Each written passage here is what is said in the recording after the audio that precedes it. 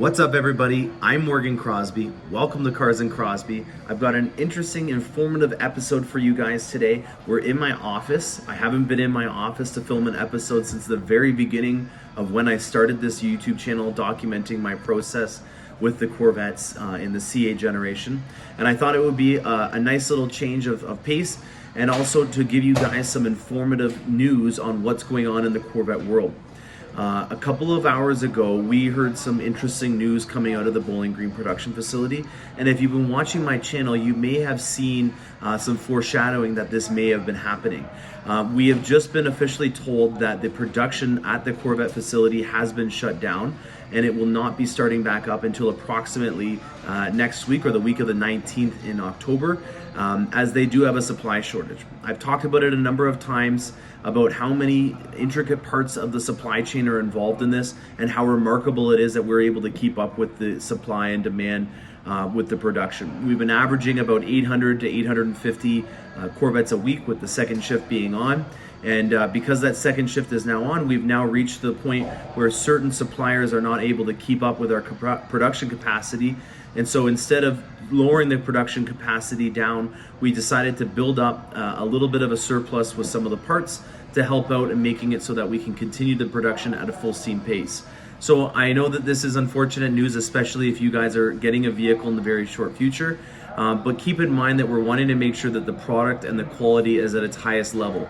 And in order to do that, we want to make sure that the machine is running properly at Bowling Green, and this is the best plan of action. So I know it's frustrating, especially if you had a TBW that was on for this week or the next week, but keep in mind that there is an amazing product coming for you. Just have a little faith that we're doing the best thing that's possible for this. Now, I also wanted to talk about some other things that are going on in my Corvette world.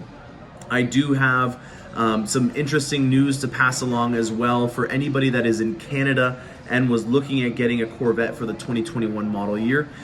They will be shutting down the delivery process for Corvettes over the winter. I've been confirmed from GM Canada that in the second week of November, this is the last week that they will be delivering Corvettes up to Canada.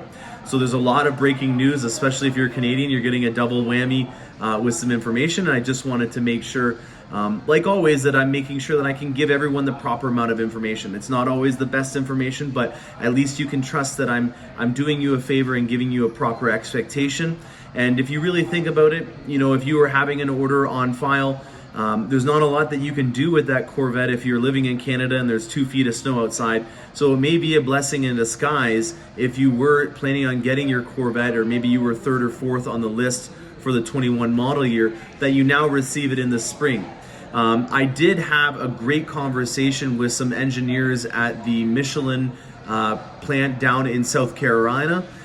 They did give me a wealth of knowledge, and I will be shooting an episode in the near future going over the tips and also some details regarding how to store your vehicle, and some information related to the actual breakdown of the tire components and what happens in the winter. There's a lot of people that in the past have been concerned about their tires cracking, and there's some very important information that I want to get across to you that I'll make sure you get before the winter weather starts to hit.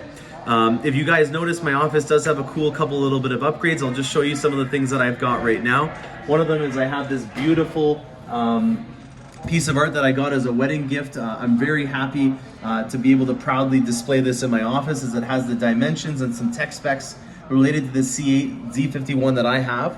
I also am in the process of painting an engine cover for the Corvette, and so I have it sitting in the corner of my office right now. I'm trying to decide on what kind of finish I want to do on this. I always knew that I was going to be painting the engine cover in my vehicle.